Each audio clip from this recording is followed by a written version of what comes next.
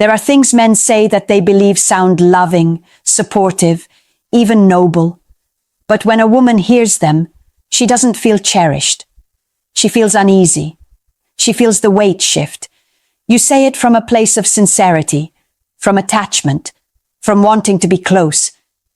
And yet, almost without warning, her tone changes. She pulls back. She becomes colder, less responsive, less present.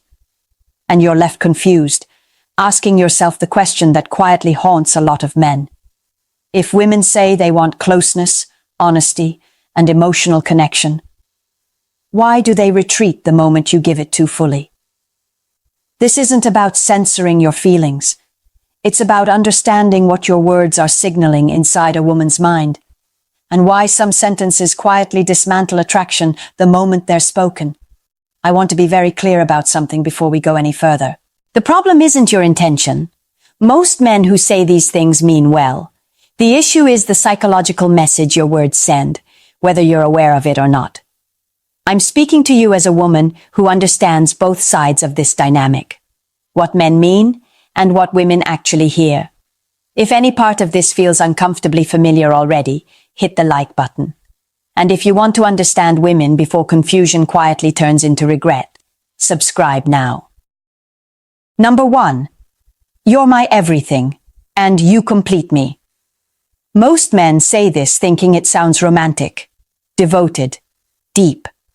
But when a woman hears it, something very different registers beneath the surface. What she hears is not love.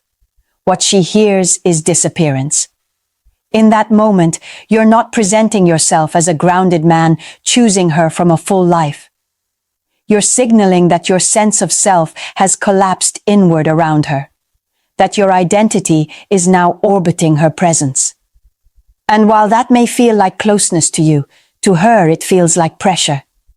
And pressure suffocates attraction. Here's the psychological truth most men never hear. Attraction does not grow between a whole man and a woman placed on a pedestal. Attraction exists between two complete individuals who choose each other without needing each other to exist.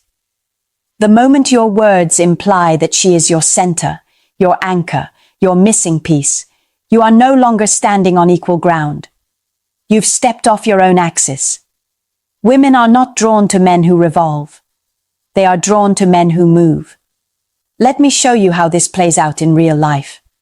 A man meets a woman he genuinely cares about. At first, he has his routines, his goals, his rhythm. He makes time for her, but his life still has structure, direction, gravity. And she feels that. She responds to it. Then slowly, his language shifts. Plans get rearranged, priorities get blurry. His energy starts following her mood. And one day, in a moment he believes is emotionally intimate, he says, "You're my everything," or "You complete me." What changes next is subtle, but it's real. She doesn't argue. She doesn't correct him. She doesn't even consciously decide anything. But something inside her relaxes in the wrong direction.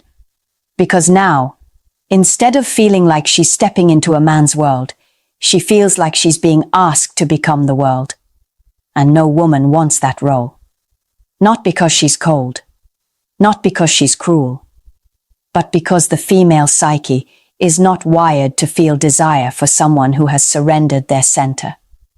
Desire requires polarity, and polarity dies the moment one person erases themselves to keep the other close. This is where men misunderstand women the most. They think respect comes from devotion. Women experience respect through self-possession. When you say she completes you, you are unintentionally admitting that without her, you are incomplete. And once that idea enters her mind, attraction begins to leak out. Not all at once, not dramatically, but consistently. Because now, every disagreement carries extra weight. Every distance feels dangerous. Every choice she makes feels like it defines you, and she can feel that responsibility pressing against her chest, even if she can't put words to it. Here's the truth most men need to hear, and very few are ready for. A woman does not want to be the center of your universe. She wants to be invited into a universe that already exists. She wants to feel your direction, your momentum, your grounded sense of self. Not because she wants less closeness, but because real closeness can only happen when you haven't erased yourself to create it. When a man says, "You're my everything," he thinks he's giving her love. What he's actually giving her is his balance, and attraction never survives that trade. Number 2, I don't know what I'd do without you. This line usually comes from fear, not manipulation, not weakness, but fear of loss. And that's exactly why it's so dangerous. There is a critical distinction most men never learn to make. Appreciation is attractive. Dependency is heavy. When a woman hears, "I don't know what I'd do without you," she doesn't hear gratitude. She hears a transfer of responsibility. In that moment, you are no longer sharing connection. You are handing her the keys to your emotional stability. And the female nervous system reacts to that instantly. At first, she may feel touched, even flattered. But underneath that initial warmth, something far more destabilizing begins to form. Pressure, obligation. A subtle sense that her presence is now propping you up rather than meeting you on equal ground. Women do not lose attraction because a man cares. They lose attraction when they feel like they are carrying him. From a psychological standpoint, desire requires freedom. It requires the sense that you choose someone, not that you need them to function. The moment your words imply that your direction, your grounding, or your emotional survival depends on her staying, attraction starts to erode. Not because she's heartless, but because no one desires what they feel responsible for managing. Here's what's happening inside her mind, even if she never says it out loud. If she leaves, you collapse. If she disappoints you, you lose direction. If she pulls back, you destabilize. That is not romance. That is a silent contract she never agreed to sign. And the more emotionally aware a woman is, the faster she feels the weight of that contract pressing in. She begins to self-regulate around you. She chooses her words more carefully. She hesitates before expressing doubt or frustration, not because she wants to protect you, but because she doesn't want to become the emotional pillar holding your life together. This is where many men get confused. They believe closeness is built by showing how much a woman matters. In reality, closeness is built when a woman feels free to step toward you, not trapped into holding you up. The irony is sharp here. The men who say, "I don't know what I'd do without you," are often the same men who had stability, momentum, and clarity before they said it. And the moment they verbalize dependency, they begin to leak the very qualities that attracted her in the first place. Because now, instead of feeling your direction, she feels your attachment. Instead of sensing your grounded presence, she senses your need. And need, uncontained need, shifts the dynamic from desire to duty. This is the part that hurts, but it matters. Attraction doesn't die because you're vulnerable. It dies because you've placed your emotional survival in someone else's hands. A woman can admire a man who wants her. She cannot desire a man who needs her to function. And once that line is crossed, no amount of reassurance can reverse the shift, because the message has already been delivered. Number 3, I'll never hurt you. This is one of the most common promises men make, and one of the most damaging. It sounds honorable, protective, even noble. But psychologically, it's a trap you set for yourself the moment the words leave your mouth. Because no human being can keep that promise. Pain is inevitable in any real relationship. Misunderstandings happen. Tension happens. Disappointment happens. And the moment you promise perfection, you create a moral contract that cannot survive reality. Here's the part most men don't understand about female psychology. Women do not anchor to intentions. They anchor to words. When you say, "I'll never hurt you," she doesn't translate that emotionally as, "I care."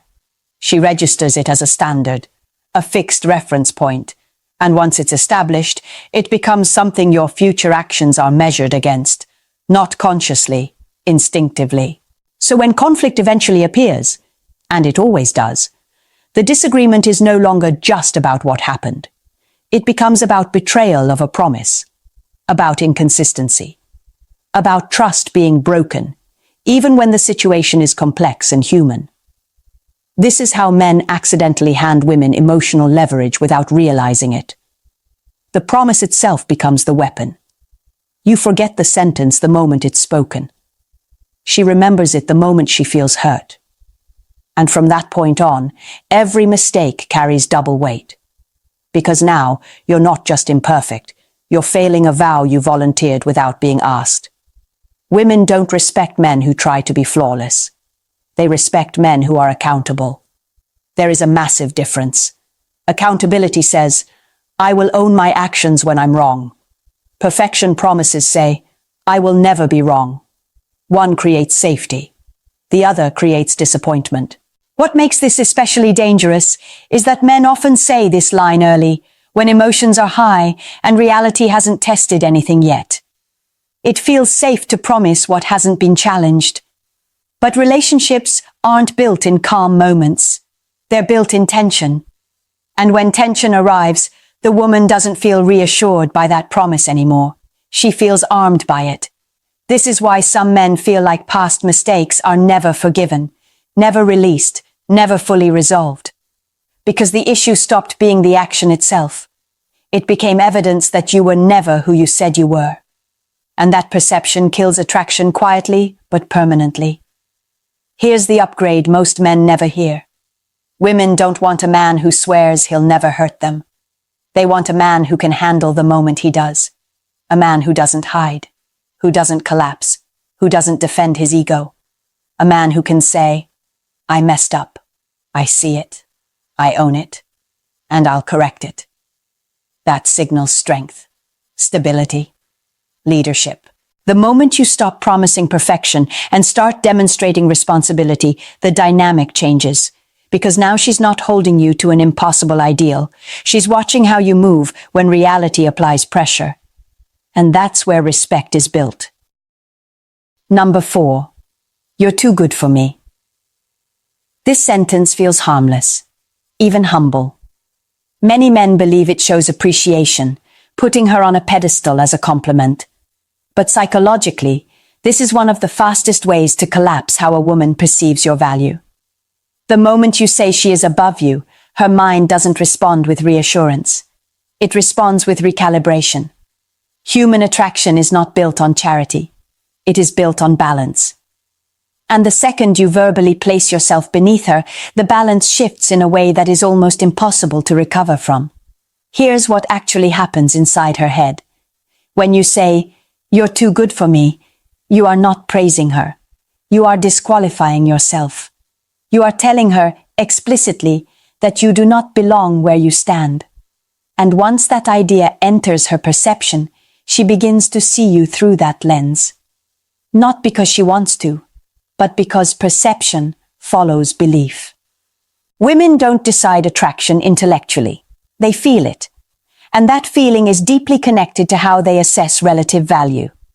When a man positions himself as lesser, her instincts start asking uncomfortable questions. If he believes I'm above him, why doesn't he trust his own worth?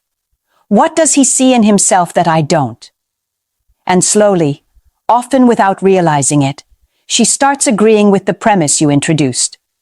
This is where many men mistake humility for strength. Humility is quiet confidence. Self-disqualification is insecurity spoken out loud. A confident man doesn't need to lower himself to elevate a woman. He stands firmly in his value while choosing her. That distinction matters more than most men realize. Let me walk you through how this usually unfolds. At first, she may respond kindly. She may laugh it off. She might even say, "That's not true." But what she's really doing in that moment is correcting your words, not your belief. And beliefs don't disappear just because they're challenged once. From that point forward, your behavior subtly shifts to match what you said. You hesitate more. You defer more. You tolerate things you wouldn't have before. And she feels that shift immediately. Attraction doesn't survive when a man begins negotiating his place in the relationship, because desire requires certainty. And when you communicate uncertainty about your own worth, you force her into the role of evaluator. Not partner, not equal. Evaluator. And no woman wants to feel like she's dating someone she has to continuously reassure. Here's the part that stings, but it's important. The moment you stop believing in your own value, you teach her how to see you. And once that lesson is learned, it's rarely unlearned. This is why attraction often fades without a clear reason. Nothing dramatic happened. No betrayal, no argument. Just a slow erosion that began with a sentence meant to sound sweet. Remember this. A woman doesn't want a man who thinks she is too good for him. She wants a man who knows his worth and still chooses her. Because confidence doesn't need permission. And attraction doesn't grow where self-belief collapses. Number 5. Tell me what you want me to do. I'll always be here no matter what, and I'll do anything to make you happy. These 3 sentences come from the same place, and they lead to the same ending. They sound like devotion, loyalty, commitment. But psychologically, they signal the quiet collapse of leadership, boundaries, and self-respect. When a man constantly asks, "Tell me what you want me to do," he believes he's being attentive. In reality, he's outsourcing direction. He's communicating that he doesn't trust his own judgment, that he needs her to steer. Women do not want to steer men. They want to respond to a man who knows where he's going. Leadership in attraction is not about control. It's about orientation. It's about being grounded enough in your values, standards, and direction that she can relax into her feminine response instead of being forced into decision-making and emotional management. The moment you repeatedly ask her to tell you how to be, how to act, how to move, something critical breaks, because now she's no longer reacting to your presence, she's managing it, and management kills desire. The same dynamic appears when you say, "I'll always be here for you, no matter what." This sentence is often delivered as reassurance, but what it really communicates is unlimited access without consequence. You are telling her there is no line she can cross that would cost her your presence. And here is a truth most men don't want to face. Boundaries are not punishments. They are proof of self-respect. When a woman knows a man will never leave, never push back, never withdraw, regardless of how he's treated, her subconscious begins to test. Not out of cruelty, but out of instinct. She wants to know where the edges are. When there are no edges, respect dissolves, because respect requires limits. And then comes the most destructive sentence of all. "I'll do anything to make you happy." This is where everything collapses at once. With these words, you are announcing that her happiness outweighs your standards, your boundaries, and your integrity. You are signaling that you are willing to betray yourself in exchange for approval. That puts you in a submissive psychological position, whether you intend it or not. And desire cannot live there. Women do not feel safe with men who abandon themselves. They may feel comforted. They may feel powerful, but they do not feel attraction. Because attraction requires polarity, and polarity requires a man who stands for something even when it's uncomfortable. Here's how this typically ends. The man becomes more accommodating, more flexible, more forgiving than is healthy. He stops voicing discomfort, stops asserting needs, stops holding standards. And the woman, sensing this shift, begins to lose respect, not consciously, but viscerally. She becomes more distant, more irritable, less affectionate, and the man, confused by the change, doubles down on the very behavior causing the damage. More reassurance, more availability, more self-sacrifice, and attraction drains out completely. This is the point where many men feel blindsided. They say, "I did everything for her. I was always there. I tried to make her happy. And that's exactly the problem. You tried to earn attraction by erasing yourself. But attraction is not a reward for obedience. It's a response to strength, clarity, and boundaries. Women do not want a man who exists to please them. They want a man who knows who he is and invites them into his life without surrendering himself in the process. This is where everything we've talked about comes together. When you give up leadership, boundaries, and standards in the name of love, you don't become more desirable. You become invisible. And the most painful part? Most men don't realize what happened until it's already over. What you need to understand is this. None of the sentences we've talked about are dangerous because they come from emotion. They're dangerous because of the signal they send. Words don't just express how you feel. They communicate how you see yourself. And women are incredibly sensitive to that signal. When your language erases your identity, transfers your emotional stability, promises perfection, collapses your value, or sacrifices your boundaries, attraction doesn't fade because you weren't loving enough. It fades because you stopped standing in yourself. Love was never the problem.